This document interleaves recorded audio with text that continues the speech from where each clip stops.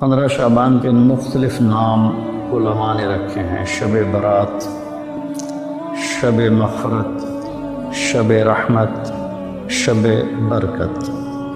حدیث پاک میں اس کا کوئی نام نہیں ہے۔ حدیث پاک میں ہے لیلۃ نصف من شعبان، 15 شعبان کی رات کو حضرت عائشہ فرماتی ہیں میں اٹھی تو آپ بستر پر نہیں تھے، تو میں ڈھونڈنے نکلی تو آپ جنت البقیع میں پہنچے ہوئے تھے۔ تو آپ نے دیکھ کر کہا عائشہ تو کیا سمجھتے ہے کہ اللہ اس کا رسول تمہارے ساتھ خیانت کریں گے؟ میں تو بقیع والوں کے لیے آیا تھا دعا کرنے۔ پھر آپ نے فرمایا آج کی رات وہ رات ہے جس میں اللہ تبارک و تعالیٰ بنو کلب ایک قبیلہ ہے جن کے پاس بھیڑ بکریاں بہت زیادہ تھیں۔ عائشہ جتنی بنو کلب کی بھیڑ بکریوں کے جسم پر بال ہیں ان بالوں کی تعداد کے برابر اللہ تعالیٰ اپنے بندوں کو مغفرت فرماتا ہے، جہنم سے خلاصی فرماتا ہے۔ اس پر شب برات اور شب مغفرت علماء نے اس کا نام رکھا، میرے نبی کی زبان سے یہ نام نہیں نکلا۔ تو اس کی یہ فضیلت ہے کہ اس میں اللہ تعالیٰ کی طرف سے بخشش کا نزول ہوتا ہے۔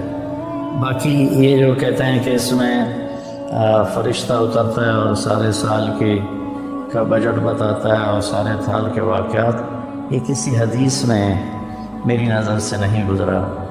سورہ دخان میں فیہا یفرق کل امر حکیم کا جو آیت آتی ہے تو اس سے پہلے کی آیت شب برات کی نفی کرتی ہے، انا انزلناہ فی لیلۃ مبارکۃ، کہ ہم نے اس سے مبارک رات میں اتارا قرآن پاک۔ تو قرآن پاک تو لیلۃ القدر میں اترا ہے، تو اگر کوئی کسی قسم کے اعلانات ہوتے ہیں تو وہ شب قدر میں ہوتے ہیں، اس رات میں نہیں ہوتے۔ دوسرا یہ ہے کہ اس کے روزے اور بندگی کے بارے میں، شب قدر کی اللہ کے واسطے میری بات دھیان سے سنو، اللہ کی قسم کوئی خاص عبادت میرے نبی نے نہیں بتائی۔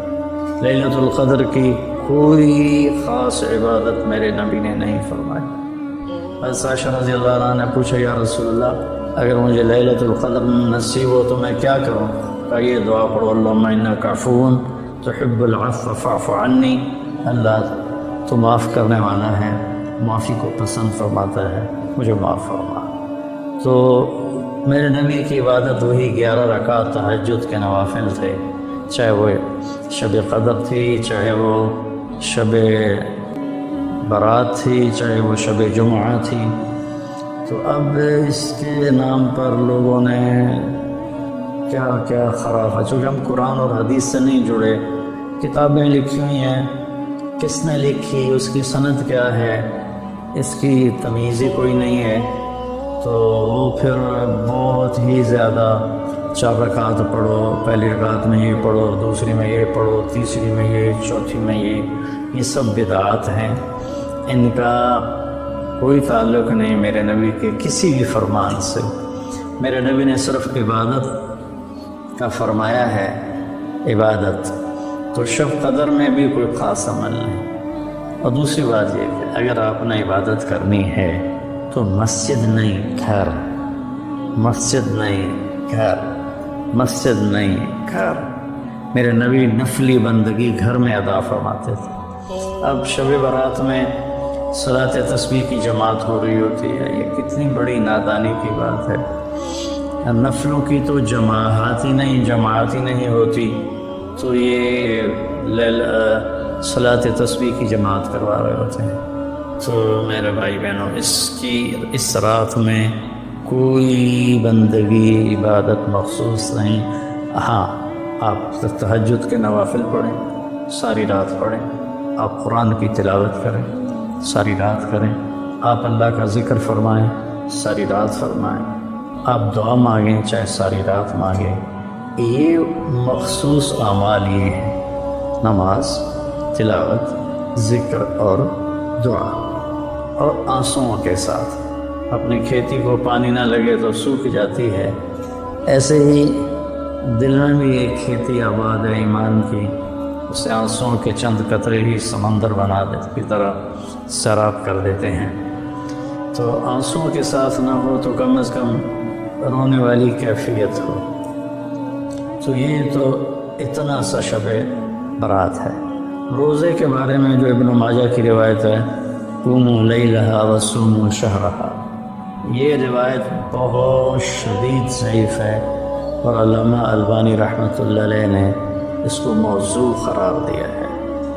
تو اس میں روزہ اس نیت سے رکھنا کہ میرے نبی کی سنت ہے، یہ غلط ہے، اس طرح یہ بدعت بن جائے گا۔ کوئی ویسے نفلی روزہ اس رات میں رکھنا چاہتا ہے مستحب سمجھ کے، نفل سمجھ کے، وہ میرے خیال میں اس میں کوئی قباحت نہیں ہے، لیکن سنت سمجھ کے اگر وہ رکھنا چاہتا ہے تو یہ بات صحیح نہیں ہے، چونکہ روزے والی روایت بالکل قابل اعتبار، قابل حجت نہیں ہے۔ اس میں تمام محدثین کا اتفاق ہے کہ یہ روایت شدید ضعیف ہے، اور شدید ضعیف سے استدلال نہیں ہوتا، اس کو حجت نہیں بنایا جاتا۔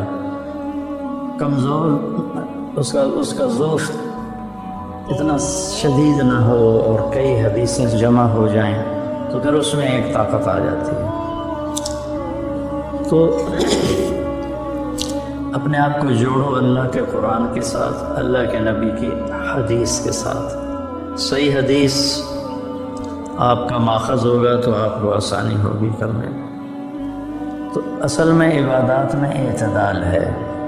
شاید ہی کوئی رات میرے نبی ساری رات جاگے ہوں، شاید، اور شاید ہی کبھی آپ نے مسلسل، اس میں تو میں پورے یقین سے کہہ سکتا ہوں کہ آپ نے زندگی میں ایک دفعہ بھی عشاء کے وضو سے فجر کی نماز نہیں ادا فرمائی۔ بعد میں ایک رہبانیت کا ٹچ آیا کہ بندگی میں بہت زیادہ زیادتی اور اپنے نفس کشی میں راہبوں جیسی تھوڑی تھوڑی جھلک۔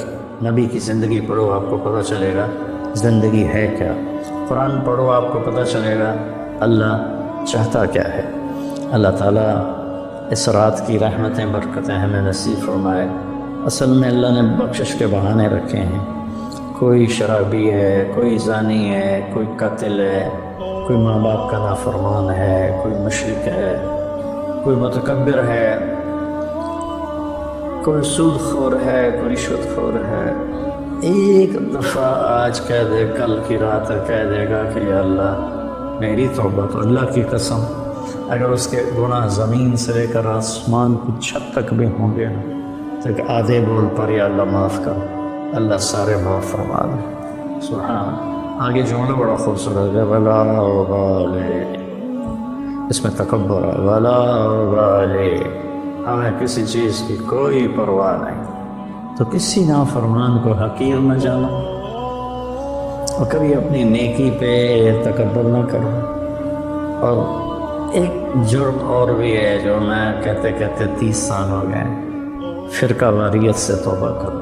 اپنے فرقے پہ جمع رہو، لیکن دوسروں سے نفرت، سلام بھی نہ کرنا، جنازہ بھی نہ پڑھنا، حرم شریف میں جا کر بھی نمازیں نہ پڑھنا، انشاء اللہ کے واسطے۔ آج بہت اویئرنیس ہو چکی ہے، تو مہربانی کرو، امت بنو، محبت کرو، ایک دوسرے سے ملو جلو، ہم امت بن کے چلیں۔ اختلاف رائے کے فیصلے آخرت میں ہو جائیں گے۔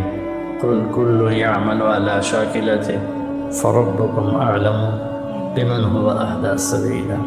ایسے اس میں جو دیگیں چڑھائی جاتی ہیں، خیرات کی جاتی ہے، یہ بھی بدعت سنت سمجھ کے کوئی کرے گا تو بدعت ہے۔ ویسے فی سبیل اللہ کوئی دیکھ کرنا چاہتا ہے تو ٹھیک ہے، اللہ تعالی ہمیں عمل کی توفیق بخشے۔